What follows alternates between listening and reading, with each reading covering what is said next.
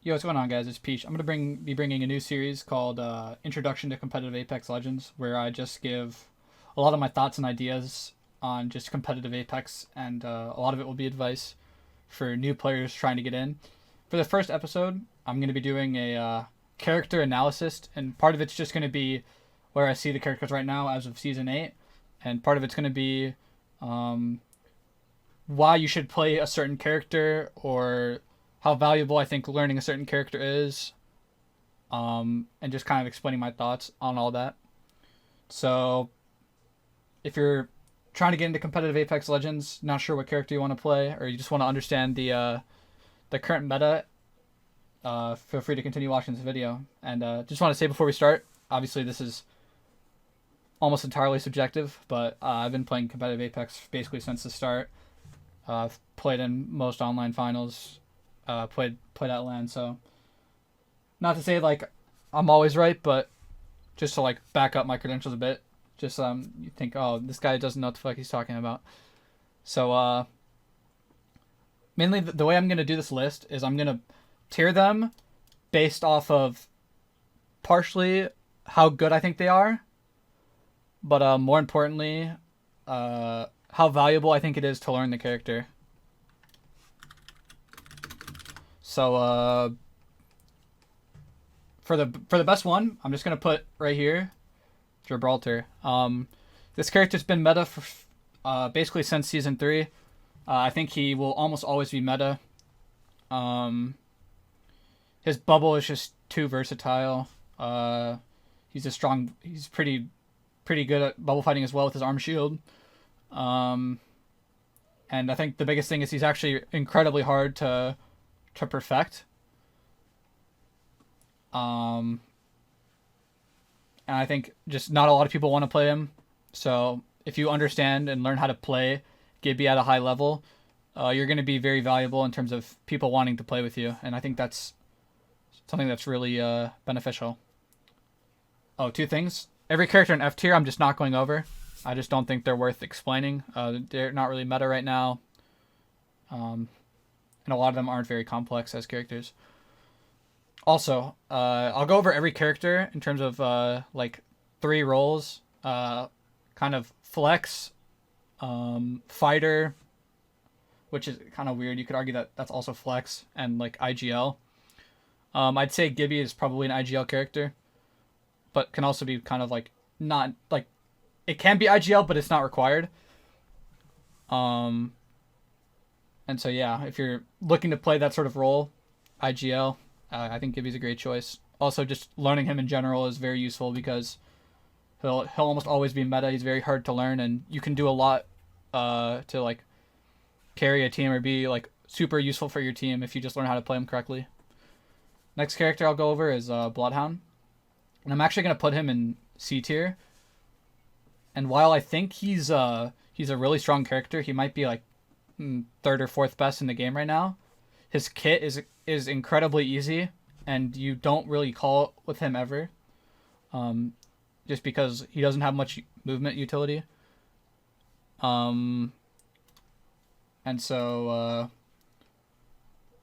like, sure, he's very useful, but like almost anyone, like once you reach a certain level, like anyone can play Bloodhound pretty easily. So I wouldn't recommend like focusing on learning this character because he's just really easy, but a very strong character nonetheless. Next character I'm gonna put is Caustic. I think I'm gonna put him in B tier, although I might put him in C tier for this. He's probably not as good as Bloodhound right now in the meta, but actually no, I'm gonna put him in C tier. He's a bit harder to learn. I mean, his ult can be used decently, like in different situations, a lot of different ways. His barrels are pretty easy to understand, though. You just gotta be on top of like throwing your barrels when you need to, but like knowing where to place them is pretty easy nonetheless. But also another character that, I'll put him in B just because I think he's another character that not a lot of people want to play. So if you're willing to learn him, you'll be pretty valuable just because I mean, he just not a lot of people want to play him, but he's also just not very meta right now, so keep that in mind. I'd also consider him like a fighter, or like, I mean, okay, I'm just gonna say flex or IGL. There's no point. These are just flex characters. I don't think you IGL with either of these characters. Next one, I'll go as Crypto. I'm also gonna put him in S tier. I think the only NA player that knows how to play him to a point where he's actually like really valuable right now is Tech. But I think if you understand how to play him correctly, he's a very good character. I think he's actually better than Bloodhound. I think he's the best scan character right now. But not a lot of people like playing him. There's a lot of stuff that people don't understand that they can do with him. People don't know how to fly drones correctly. And you might seem like, oh, you just fly the drone around. It's not as easy. It's not as simple as that. I mean, you got to understand, like, I don't know. There's just a lot of stuff that once you get the hang of it, like, he's just a very valuable character. A lot of things that you can do with him, especially with Octane right now. I think there's a lot of cool stuff you can do in terms of executing fights. Also, like I said, just a character that not a lot of people want to play. So learning him is definitely a good option. I also think he'll be meta for a while, unless they make a scan character that's like super broken, which I guess Volk could be. And you also definitely can IGL with this character. I'd almost recommend that if you have a Crypto that they're IGLing, because it's way easier to just plan out a rotate for your Octane or for your Wraith, or even a Gibby if you're not running either of those characters, than it is to tell them what you think to someone else that like wants to make a call. So if you're playing Crypto, I'd almost suggest that you like need to IGL on this character, or else you're not utilizing him to the best of his abilities. Horizon, I'm gonna put in. I'm gonna put in A tier. I think she's pretty underrated right now. I think a lot of people like realize how annoying she is, but not a lot of people are playing her. She's just like very useful in terms of like just fighting in general. Like you can almost just win fights entirely off her kit alone. Super strong, but I think the immediate issue right now is you have to sacrifice either Gibby, a scan, or a rotate character being Octane or Wraith in order to play her, which some people don't want to do. But I think certain landing spots, it's worth it to play her. And I think if you're a team that like really tries to utilize her to the best of your abilities, you can be really annoying and see a lot of success. So I'll put her in A tier for that. Octane, I'm gonna put in. I'm gonna put him in B tier. Also, Horizon's not a IGL character, just a flex. I'm gonna put Octane in B tier. I think he's more like he's a rotate character, but he's more of like a flex than I'd say an IGL, because his pad is pretty simple. Like in terms of like instead of like maybe a Wraith queue where you have to, or a Wraith portal where you have to go from a certain spot to like an exact spot, you have to understand more of like how you want to do it. Whereas Octane, you just throw the pad and you just fucking go. And like his stem is pretty straightforward, but I think a good Octane can know what they can get away with a lot, which is why I'm gonna put him in B tier instead of maybe like C tier, because I mean you could argue that about any character, but I don't know. I just think there's more like more value in learning Octane than there is Bloodhound right now, because I really just think Bloodhound is just way too easy to learn. Like it just takes no effort. You just scan basically. Like that's my thoughts at least. Pathfinder. Man. I'm gonna put him in C. Man, this is weird. I'm gonna put him in. I'm gonna put him in B tier. On the off chance that they buff this character a little bit or change how scanning works, I think he could be really good, and I think he's probably like the probably the third hardest character to play on this list. It would be, or the fourth. It would be actually, yeah, fourth hardest. I'd say Wraith, Gibby, Crypto, then Path.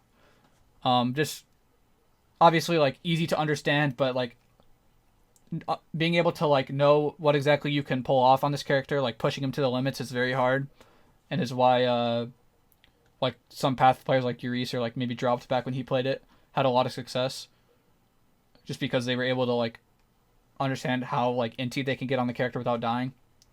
Oh, and Alberlay, I'm not sure why I didn't mention him. But right now he's just not that meta. Other scan characters are better, so I'm gonna put him in B tier. I mean, I guess this list is kind of arbitrary. It's more just my thoughts on these characters and why I think you should learn them and whatever. So, Watson, I'm going to put in D tier. She's pretty simple to understand. Watson gens maybe take a little bit of knowledge or like just like repetition to know when to put them and all that, but Kit's pretty simple and she's not very meta right now. So, not a character that I would focus on learning. In fact, I'm going to actually put Caustic in C tier after thinking about Watson. And then Wraith, I'm going to put right here. Wraith is definitely a character that can IGL, has a lot of individual potential for rotates and just sort of like leadership. Also pretty decent fighter. But problem with her, which is why I'm putting her at the bottom of S, is that like probably the most common character that people want to play. So picking her up isn't as advantageous in terms of like trying to get yourself out there, because there's already so many fucking Wraith players that play comp. But at the end of the day, she's a really hard character to play, and being able to IGL effectively on her can be very useful. Outside of that, final thoughts. I mean, I'd say like if you're getting into comp, I'd say pick probably two characters that you really want to focus on. If you really aren't feeling IGL, I'd say you probably have to play like Horizon, Octane, or Path. But if you want to IGL, any of these three characters in S are super useful. Maybe learn how to play Caustic, or even like Path if you think that character can be meta. Because I mean, at the end of the day, like, I think you can still win with any of these characters. I mean, you can win with any character in the game. So if you really think that some character's meta for whatever reason, you really want to get it down, like, go for it. It's all up to you. But I think it's just good to understand, like, if all you're gonna play is like Bloodhound and like Watson, like, not a lot of teams are gonna want to like.